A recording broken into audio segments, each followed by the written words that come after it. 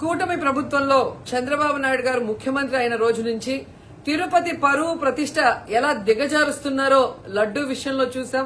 మొన్న మనుషులు చనిపోయిన విషయం మనం చూసాం.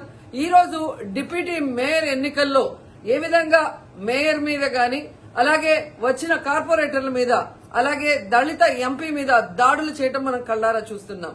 ఒకవైపు వైఎస్ఆర్సీపీ నాయకులు మాకు అవసరం లేదంటూనే చంద్రబాబు నాయుడు లోకేష్, మరోవైపు తమ నాయకులతో ఏ విధంగా కార్పొరేట్ల మీద బస్సు మీద అలాగే మేయర్ మీద ఎంపీ గారి మీద దాడి చేశారు, రాళ్లతో కొట్టారు, బూతులు తిట్టారు, కొంతమందిని కిడ్నాప్ చేసి తీసుకెళ్లటం మనం కళ్ళారా చూస్తున్నాం.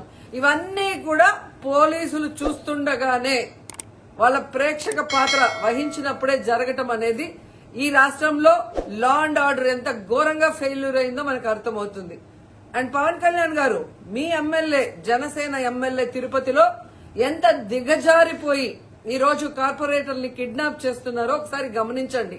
నిజంగా మీరు చెప్పుకున్నట్టు చంద్రబాబు నాయుడు, లోకేష్, పవన్ కళ్యాణ్ మాకు 93% సీట్స్ వచ్చినాయి మొన్న ఎమ్మెల్యే ఎంపీ ఎలక్షన్ లో అన్నారు. మీది ఈవీఎం గెలుపు అని అందరూ కూడా అనుకున్నారు. అదే నిజం అనేది ఇక్కడ మళ్లీ ప్రూవ్ అయింది. ఎందుకంటే నిజంగా ప్రజల ఓట్లతో మీరు 93% సీట్లు సంపాదించుంటే ఈ రోజు ఒక డిప్యూటీ మేయర్ పోస్ట్ కి ఇంత రాద్ధాంతం చేసి ఈ విధంగా రౌడీజం, గుండాయిజం చేసి కిడ్నాప్ చేయాల్సిన అవసరం ఉందా అని నేను అడుగుతున్నా.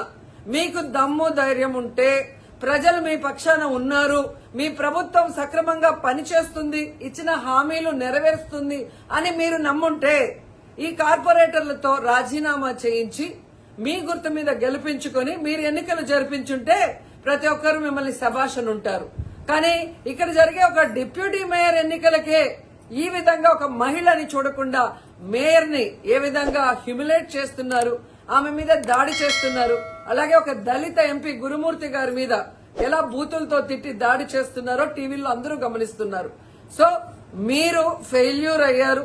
ఈ 7 నెలల కాలంలో ప్రజలు మిమ్మల్ని అసహించుకుంటున్నారన్న విషయం తెలిసి ఇలా దిగజారుడు రాజకీయాలు, రౌడీ రాజకీయాలు చేయాలనుకోవటం నిజం కాదని నేను అడుగుతున్నా.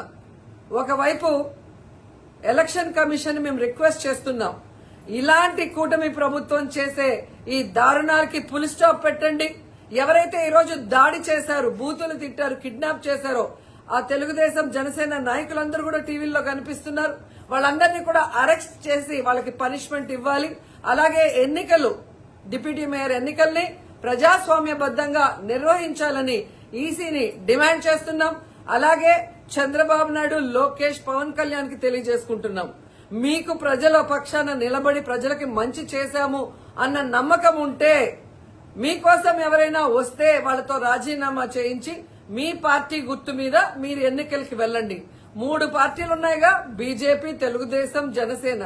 మరి మీకు ప్రజలు ఓట్లేస్తారన్న నమ్మకం లేదా? లేదా ప్రజాబద్దంగా గెలిచిన కార్పొరేటర్లతో మీరు రిజైన్ చేయిస్తే వాళ్ళు గెలుస్తారన్న నమ్మకం లేదా అని ప్రశ్నిస్తున్నాను.